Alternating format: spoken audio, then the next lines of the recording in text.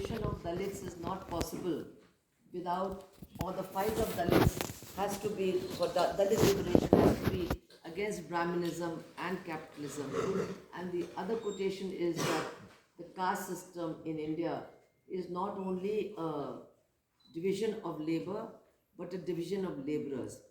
I think if we keep those two quotations from Dr. Ambedkar in mind, then we can try to move forward to how do we then bring about a deeper understanding of the relationship between caste and class, which these two quotations are actually talking about, and then try to bring that into practice also.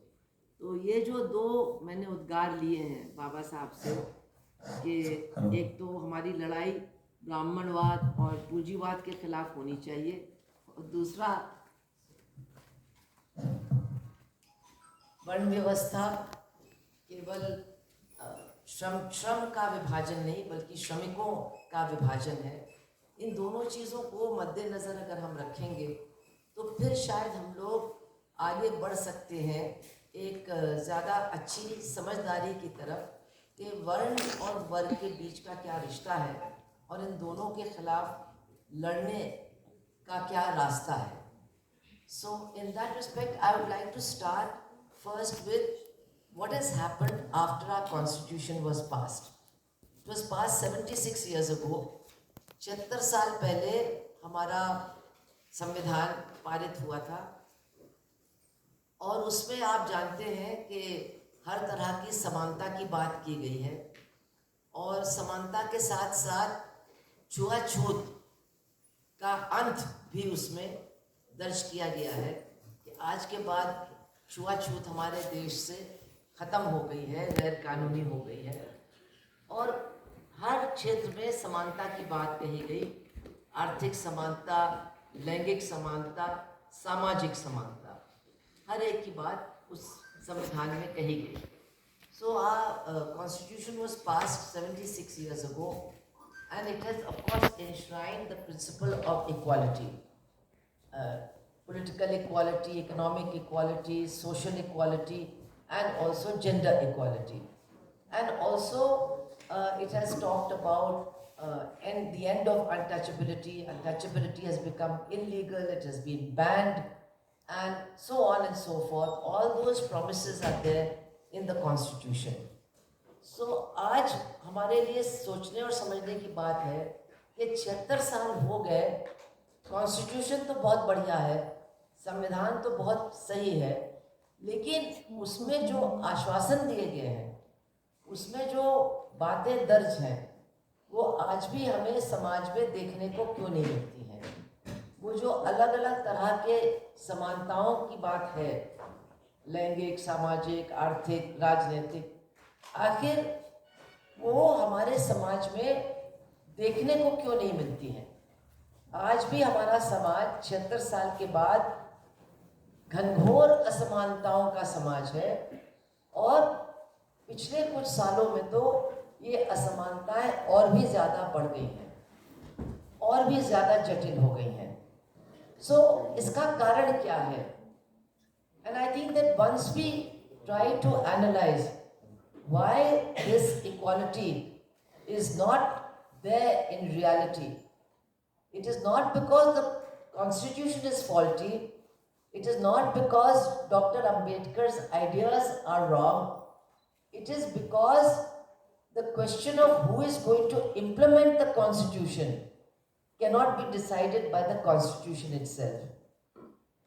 सवाल ये है कि संविधान सही है, doctor Ambedkar ने जो उसमें दर्ज किया है वो भी सब सही है, लेकिन उस संविधान को लागू करने वाली जो ताकत है उसका फैसला वो संविधान नहीं कर सकता है।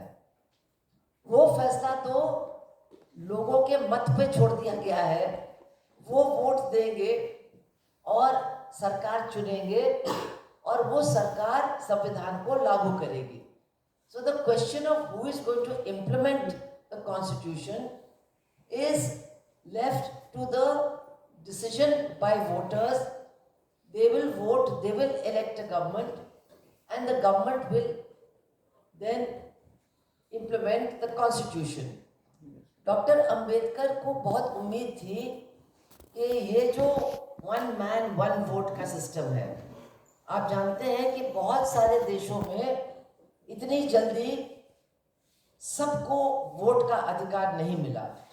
महिलाओं को तो बहुत सालों बाद विकसित देशों में भी मिला, लेकिन हमारे देश में आज़ादी के तुरंत बाद जब संविधान बना तो सबको वोट का अधिकार मिल गया। तो मुझे लगता है कि उस समय डॉक्टर अंबेडकर और तमाम लोग जो देश में परिवर्तन देखना चाहते थे, उनको ये उम्मीद थी कि भाई गरीब ज़्यादा हैं, दलितों की भी संख्या बहुत है, दलित, आदिवासी, पिछड़े, महिला, गरीब, अल्पसंख्यक, इनका तो बहुमत है एक तरह से, और अगर ये अपने वोट का इस्तेमाल सही तरीके से करेंगे तो फिर ऐसी सरकार बनेगी जो संविधान के इन प्रावधानों को निश्चित रूप से लागू करने का काम करेगी। तो doctor Ambedkar and many others who were progressive or wanted to see change in society, they must have thought that if everybody gets the right to vote, then where the poor are in the majority, Dalits are in such large numbers, Adivasis, women, those who face exploitation, those who belong to the minorities and the backward castes, if all of them vote in a way to protect their own interests and their own rights, then the kind of government that will be formed as a result will be a government that will implement the spirit of the constitution.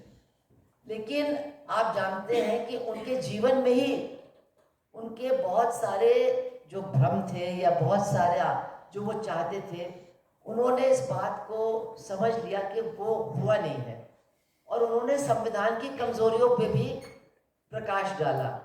उन्होंने कहा कि ये संविधान तो एक ऐसे समाज में बना है जिसमें जनतंत्र की जो जड़ें हैं बहुत ही कमजोर हैं, एक ऐसा समाज जिसमें भाईचारा नहीं है, जिसमें एक दूसरे का दर्द लोग समझने को ही तैयार नहीं है, जहां उनकी सोच इतनी ज़्यादा जाति से प्रभावित रहती है।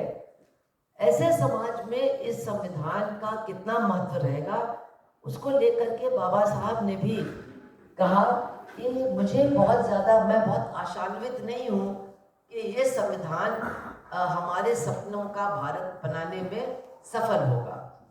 So even in his lifetime, because he died in the 1950s, even in his lifetime, he had come to be quite pessimistic about the outcome of this constitution and constitutional methods, because he saw that inequality is not being erased, in fact it was growing. And he said that I have written, or I have developed this constitution for a society in which the roots of democracy are very weak. He said the topsoil of democracy is very thin in our society. And we are a society in which there is no fraternity, there is no sense of feeling another's pain. We are guided completely by our casteist outlook. So in such a society, this constitution is not going to be of much use in bringing about social and radical change.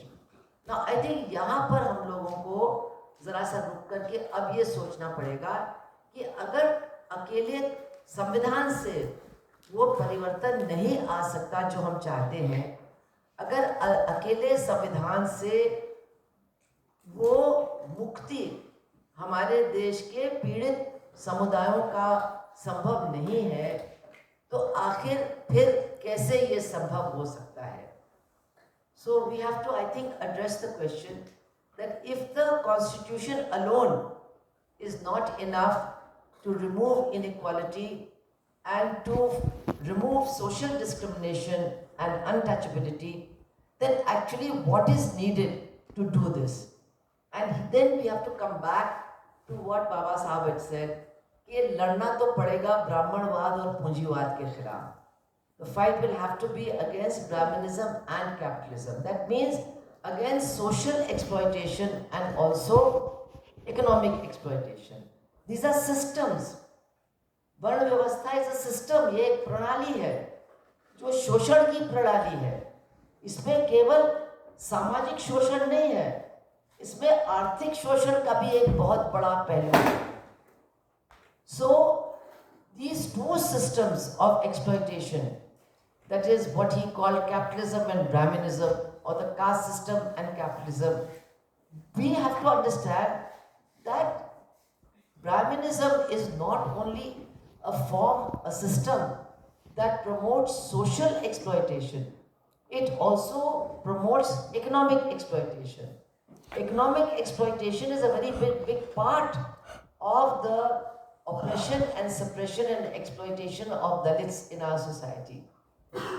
और इसीलिए बहुत से लोग समझते थे जब हमारा देश आज़ाद हुआ कि पूंजीवाद का विकास होगा और सामंतवाद अपने आप खत्म हो जाएगा, और जब सामंतवाद खत्म हो जाएगा तो ये जो वर्ण व्यवस्था है, ये जो महिलाओं का उत्पीड़न है या पुरुष प्रधानता है, ये सारी चीज़ें भी अपने आप खत्म हो जाएंगी जब पूंजीवाद का विकास होगा. And I would like to say here that at the time of independence, of course, many people believed that if capitalist progress, if capitalist development took place, then automatically the kind of thinking that is associated with feudalism, that means caste system, patriarchy, these things will also automatically get destroyed. They will no longer exist. And I would definitely like to accept that at that time there were many in the left movement, I won't say the leaders of the left, but there were many who may have been leftists or at least progressive people who also believed that with the development of capitalism, all these kinds of social oppression of women and of Dalits would automatically be finished. But that certainly did not happen. ये हुआ नहीं. तो क्यों नहीं हुआ?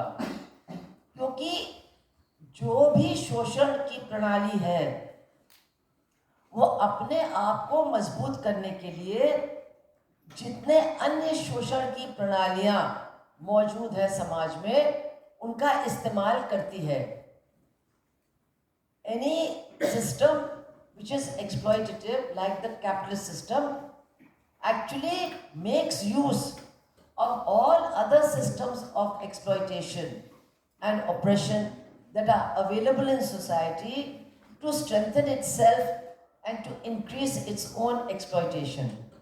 अगर आप United states of America को देखें तो वहाँ पर जो पूंजीवादी प्रणाली है, वहाँ के जो पूंजीपति हैं, अगर आप उनका इतिहास पिछले 200 साल का पढ़ें तो उन्होंने जो नस्लवाद समाज में मौजूद था, जो काले मजदूर और गोरे मजदूरों के बीच में बहुत बड़ी दरार थी, और एक गोरा मजदूर ये समझता था कि भले ही उसको वही तनख्वाह मिलती है जो एक काले मजदूर को मिलती है, लेकिन फिर भी उसके अंदर कुछ ऐसा है, यानी उसका रंग जो उसको एक वरिष्ठता देता है, और उस वरिष्ठता को बचाए रखने के लिए वो उन काले मजदूरों के साथ एकता कायम करने के लिए तैयार नहीं होता था.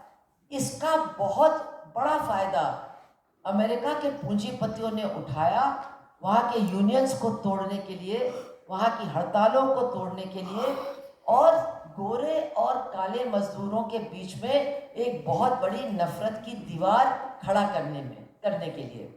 So if we see the example of the United States of America, American capitalists and the American system and the American state used the differences, racial differences between black workers and white workers, and the white workers' sense of superiority, racial superiority, even if they were getting the same wages and had the same working conditions as the black workers, the state and the capitalists took full advantage of this division They did everything to increase this division, and they used this division to break working class movements, to break unions. So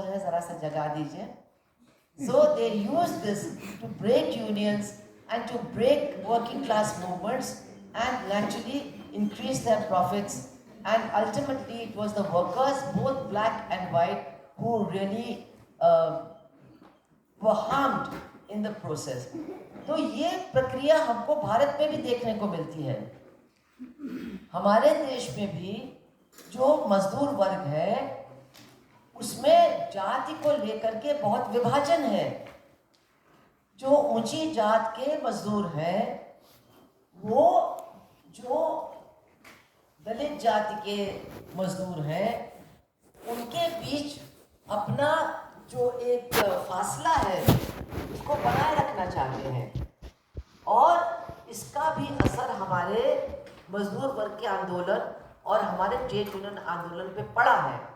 लेकिन फिर भी हम देखते हैं कि इस जाति विभाजन के बावजूद बहुत बड़े संयुक्त मजदूर आंदोलन हमारे देश में हुए हैं, किसान आंदोलन हमारे देश में हुए हैं, क्योंकि एक बहुत बड़ी कोशिश, एक बहुत बड़ा प्रयास लगातार किया गया है कि जाति विभाजन के बावजूद मजदूरों की एकता को कायम किया जाए और मजदूरों के अंदर ये जो एक सोच है, जो ऊंची जात के मजदूर हैं, तथाकथित ऊंची जात के मजदूर हैं, उनके अंदर जो सोच है बड़प्पन का, वरिष्ठता का, उसको कम करने की कोशिश लगातार की गई है. हम ये नहीं कहते पूरी तरह से सफल हुई है, लेकिन इस जातीय विभाजन के बावजूद बहुत बड़े संयुक्त आंदोलन मजदूरों के, एकताबद्ध आंदोलन मजदूर के हुए हैं. So this shows us two things. The strong working class movement that could be developed certainly has got lessons for us. That is, only through joint struggles across castes and across different divisions within the workers, it is only their united movement which can bring some kind of change in their lives. But of course, it does not change the social reality in the way that we want it to change. तो ये जो संयुक्त मजदूर आंदोलन है और इनकी जो ताकत रही है, ये हमको निश्चित रूप से बताती है कि ये जो विभाजन है सामाजिक और जाति, इनको दूर करने के लिए ये संयुक्त आंदोलन का रास्ता एक बहुत बड़ा रास्ता है. लेकिन अगर संयुक्त आंदोलन के साथ साथ जातीय चेतना के खिलाफ उतनी ही तीखी लड़ाई नहीं होती है, तो फिर इन लड़ाइयों के बाद हाँ कुछ आर्थिक लाभ मिल सकता है, लेकिन सामाजिक परिवर्तन समाज के अंदर नहीं होता है जिस तरह से हम लोग चाहते हैं. So these are some of the problems that we have to face. But my point is now actually something else. My point is that today we have actually come to a very, very dangerous stage in our country's history. मेरा कहना ये है कि ये सारी चीज़ें अपनी जगह पर ठीक हैं, लेकिन आज जहाँ हम लोग खड़े हैं अपने देश में, तो हम बहुत ही खतरनाक मोड़ पर खड़े हैं. वो क्या है? वो है एक ऐसी जगह हम लोग खड़े हैं. We are now at a point where the very existence of our constitution is at stake. हमारे संविधान का अस्तित्व ही आज खतरे में है. And the reason for that is that the people who are ruling our country as far back as 1949, the organization that controls the people who are ruling our country, the RSS, in 1949 itself, RSS had announced that it does not accept the Constitution of India. It has announced that it is committed to Manusmriti and it wants to introduce a system of a legal system in the country which will be based on the laws of Manu. तो आज जो खतरा है हमारे संविधान को, वो इस बात से है कि कि जो लोग हमारे देश पर हुकूमत कर रहे हैं, उनको जो चलाने वाला संगठन है आरएसएस, उसने तो 1949 में ही कह दिया था कि हम तो इस संविधान को नहीं मानते, हम तो मनुस्मृति को ही मानते हैं और मनु के कानून के आधार पे ही हम अपने देश के कानूनी ढांचे को तैयार करना चाहते हैं। तो व्हाट डज दिस मीन? इसका मतलब है वो वर्ण व्यवस्था को और मजबूत बनाना चाहते हैं, वो महिलाओं का शोषण और ज़्यादा तीखा करना चाहते हैं, वो मजदूरों और किसानों के अधिकारों को बिल्कुल ख़त्म कर देना चाहते हैं और वो चंद लोगों का ही इस देश की सत्ता पर प्रभुत्व को बनाए रखना चाहते हैं। और इसके साथ साथ, हालांकि ये भी चीज़ मनुस्मृति में है, लेकिन मनुस्मृति तो पूंजीवाद और नवउदारवाद और साम्राज्यवाद के बहुत पहले की लिखी हुई किताब है, लेकिन उसमें भी बहुत स्पष्ट लिखा है कि जो शूद्र जातियां हैं, जो काम करने वाली जातियां हैं, मजदूरी करने वाली जातियां हैं, इनके भी कोई अधिकार नहीं हो सकते हैं। इनका भी कर्म सिर्फ मालिक की सेवा और मालिक की आज्ञा का पालन करना है, इसके अलावा उनका कोई कर्म नहीं है। तो ये आज जो हम देखते हैं, हमारी सरकार पूरी ताकत के साथ और बहुत तेज़ी के साथ नव उदारवादी नीतियों को लागू कर रही है, मजदूरों और किसानों के तमाम अधिकारों को ख़त्म कर रही है, वर्ण व्यवस्था को और ज़्यादा मजबूत करते हुए दलित जात के लोगों का उत्पीड़न बढ़ा रही है। ये सारी चीज़ें मनुवाद का हिस्सा हैं और मनुवाद आज के आधुनिक युग में किस तरह से लागू किया जाएगा, उसका उदाहरण है भारतीय जनता पार्टी की सत्ता। So this government, it is actually already, since it is inspired by the laws of Manu, it has already started the task of destroying the constitution and replacing it with Manuvadi policies and ways of thinking. If you see what they are doing as far as atrocities against Dalits are concerned, attack on reservations are concerned, denial of scholarships and other opportunities are concerned, privatization in education and of the whole entire public sector are concerned, we can see the attack that they are making on those whom they feel have no right to education or to decent jobs. You can also see that their commitment to the liberalization process, their very cruel commitment in which they have taken privatization to a very, what should I say, to an extent that we didn't think was imaginable actually.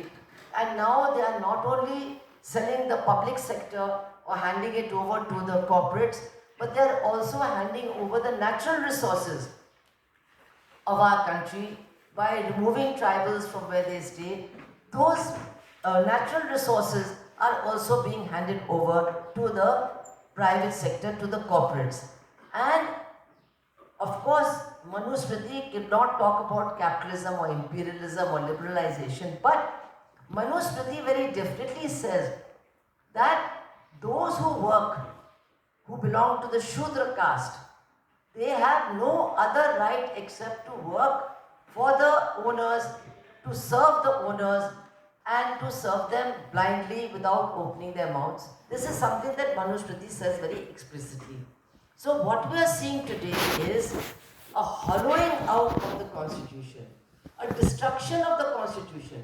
It is not only secularism that is being attacked, but it is the very concept of equality and the very concept of the rights of working people, rights of Dalits and other communities that is now under attack.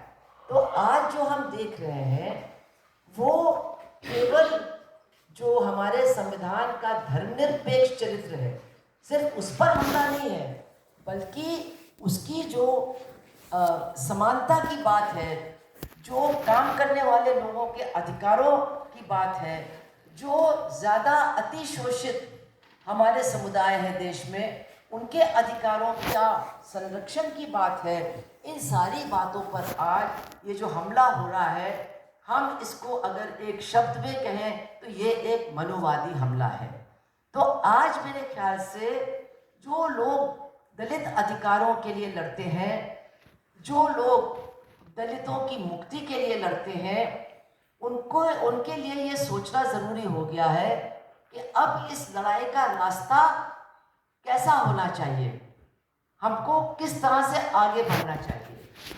So it is very important when the constitution itself is under attack for all those who are seriously and honestly working and struggling for Dalit rights, fighting for the emancipation of Dalits, for the removal, annihilation of the caste system, to think as to what is the way forward.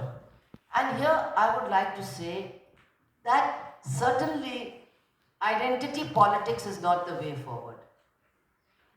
और यहाँ पे मैं बहुत स्पष्ट रूप से कहना चाहूँगी कि पहचान की राजनीति हमको आगे ले जाने वाला रास्ता नहीं हो सकता है।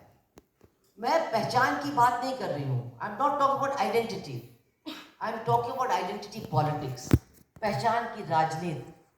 अगर हमारी राजनीति इस बात पर केंद्रित होगी कि एक जाति को लेकर के ही लड़ाई लड़नी है और उस जाति का उत्पीड़न हमको केवल दूसरी जातियों के गतिविधियों में दिखाई देगा, तो मैं नहीं समझती हूँ कि इस लड़ाई को हम आगे ले जा पाएंगे, क्योंकि पहचान की राजनीति वर्ग के अस्तित्व को मानती ही नहीं है। Identity politics does not recognize the existence of class. I would like you to read all the books that are now very important in academic life. जो किताबें आजकल हमारे यूनिवर्सिटी के जीवन में बहुत महत्वपूर्ण हैं, जो ज़्यादातर जिनको हम लोग कहते थे पोस्ट मॉडर्निस्ट या आइडेंटिटी पॉलिटिक्स के बारे में लिखने वाले लोग थे, आप देखेंगे कि एक शब्द तो देखने को ही नहीं मिलता है, और वो है वर्ग। वो वर्ग के अस्तित्व को मिटाना चाहते हैं, वो वर्ग की असलियत को ही झुठलाना चाहते हैं। और जो ऐसा करना चाहता है, मेरा ये मानना है कि अगर आप वर्ग के अस्तित्व को ही मिटाना चाहेंगे, तो फिर जो बहुत बुनियादी लड़ाई है हमारे समाज के अंदर, आप फिर उसको लड़ने से इनकार करते हैं। My firm belief is that if you try to erase the reality of class, if your whole theory is that now class no longer exists, classes have become obsolete, that is what the new academics is trying to teach us. But if we start believing that, if we start believing that class is no longer important, that class is no longer, doesn't exist anymore, that class exploitation does not exist anymore, then in fact we will be giving up the fight to change society, and we will actually be given up the fight that Dr. Ambedkar told us to fight against capitalism and against Brahminism. तो अगर हम वर्ग की असलियत को भुला देते हैं, अगर हम मान लेते हैं कि अब वर्ग का कोई महत्व नहीं रहा, आज वर्गीय शोषण देखने को नहीं मिलता है, तो फिर हम जो हमारी लड़ाई है समाज को बदलने के लिए, उस लड़ाई को भी हम नहीं लड़ पाएंगे। हम फिर कौन सी लड़ाई लड़ेंगे? हम फिर एक ही वर्ग के बीच में अलग अलग समुदायों की लड़ाई लड़ेंगे। If we give up the understanding of class, if we accept that class no longer exists, then what will our struggle be confined to? Our struggle will then become a struggle between different communities and castes who belong to the same class. और इस तरह की लड़ाई किसकी मदद करेगा? And this kind of struggle within the class, whom will it And obviously it will help the exploiting classes and the state that represents them. इस तरह की अंतर एक ही वर्ग के अंदर अलग अलग समुदायों की लड़ाई किसकी मदद करेगा? जो शोषण करने वाले हैं और जो शोषण करने वालों की सत्ता है उनकी ही मदद करेगा, उनको ही मजबूत बनाएगा। और इसलिए आपको या बहुत सारे लोगों को हो सकता है कम्युनिस्ट अच्छे नहीं लगते हैं, हो सकता है लाल झंडे से भी परहेज है लोगों को, हो सकता है कि कम्युनिस्टों की जो भाषा है, उनकी जो भाषा शैली है, उनका जो तौर तरीका है काम करने का, वो नहीं अच्छा लगता है, वो हो सकता है। It may be that you have got many subjective reasons for not liking, that people in the Dalit movement have got not to like the left. They may be objecting to their jargon, they may not like the red flag, they may not like their way of speaking, they may not like their way of behaving. That's all possible. But the basic question that has to be asked is, without, I won't say being, without allying with the left movement, without forming alliances with the left movement and the movement led by Marxists, is it possible to fight this force of Manuvadis who are out to destroy the constitution and to implement the most naked exploitative class system that we have ever experienced in our country? तो ये है बड़ा सवाल कि क्या बगैर मार्क्सवादियों के साथ कुछ सहयोग किए, बगैर उनके साथ मिलकर के संघर्षों में उतरे, बगैर कुछ तालमेल किए, क्या इस मनुवादी ताकत और इस मनुवादी सरकार के खिलाफ लड़ना संभव है जो एक ऐसे बिल्कुल नंगे शोषण की व्यवस्था को मजबूती के साथ इस देश में लागू करना चाहते हैं जैसा कि आज तक हम लोगों ने कभी देखा भी नहीं है? तो ये है बड़ा सवाल। तो मैं ये नहीं कह रही हूँ कि आप सब लोग लेफ्ट के साथ अपने आप का विलय कर दीजिए, नहीं। There are many very militant groups among Dalit organizations who are fighting in their own ways. So I'm not saying that they should dissolve their own identity in some left organization, but they must realize that the two need to come together. And when I say this, this has to be done on both sides. There's plenty that has to be changed in attitudes on the left also. To think that class only is important and not to understand that caste is certainly a very important component of class in our society, that has also led to many mistakes and to a lot of time lost. There's no doubt about it.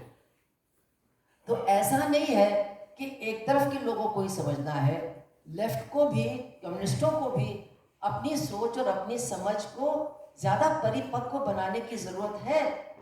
उनमें से ऐसे हैं लोग जो वर्ग को ही महत्व देते हैं और ये समझते नहीं हैं कि हमारे जैसे देश में जाति का वर्ग में कितना बड़ा हिस्सा है, कितना महत्वपूर्ण हिस्सा है जाति वर्ग का या उत्पीड़ित जातियों का वर्ग के अंदर। तो जब तक ये समझ साफ नहीं होगी और इसको और साफ करने की ज़रूरत है, तो इसके पीछे भी, इसकी वजह से भी काफ़ी समय हम लोग खो चुके हैं और काफ़ी ये जो दूरियां हैं दोनों दिशाओं में वो बढ़ी हैं। So what I am actually emphasizing on, yes, you are all students of a university, you have formed student organizations, you are trying to study social problems, you are specially interested in the thoughts of Dr. Ambedkar, the writings of Dr. Ambedkar. So I would like to say that even if you read only Dr. Ambedkar, if you don't read Marx, even then I think you will come to an understanding that the two movements have to come together. Because Dr. Ambedkar did not say strengthen caste feeling. He did not say कि जातिगत भावना को मजबूत करके मुक्ति के लिए लड़ो. उन्होंने क्या कहा? उन्होंने कहा जाति का उन्मूलन करो. You have to annihilate caste. जाति को जड़ से उखाड़ करके फेंकना है. ये एक ऐसी चीज है जो इंसानियत को खत्म करती है समाज के अंदर. तो अगर हम जाति का उन्मूलन करना चाहते हैं तो फिर निश्चित रूप से पहचान की राजनीति से हमको अलग हट करके निश्चित रूप से वर्गीय लड़ाई की तरफ भी जाना पड़ेगा. So if we are seriously interested in the annihilation of caste, then we have to move away from identity politics to a greater understanding of what class politics are all about and try to, and I think this is important, we have to try and pressurize those who are thinking in a very limited way about what class politics are all about. We have to push them towards a better understanding of how caste is so intrinsic to class exploitation. तो ये बहुत ज़रूरी है. ये सिर्फ दोस्ती का हाथ बढ़ाने वाली बात नहीं है. ये इस समाज की सच्चाई को समझने वाली बात है और इस समाज की सच्चाई को गहराई से समझ करके उस समझदारी के आधार पर एक प्रभावशाली संघर्ष छेड़ने की बात है. और वही प्रभावशाली संघर्ष है जो वास्तव में इस देश में परिवर्तन ला सकता है और जो एक समाज के अंदर उथल पुथल पैदा करके एक नए तरीके के समाज के जन्म की तरफ बढ़ सकता है. So I think this understanding, deeper understanding of our society, of the truth of exploitation in our society, and how different forms of exploitation are layering themselves one on top of the other. There are so many layers of exploitation. So we have to understand them, understand their depths, and that understanding should lead to the kind of struggles that will actually bring about change, that will shake this society up and lead to a transformation, to the birth of the kind of society that Dr. Ambedkar was also dreaming of and Marxists are also striving to see in India. So I think I've spoken, they said 45 minutes, I think I've spoken for about 50 minutes. And I am ready for questions and answers if you're not feeling too hot. If you have questions, I think that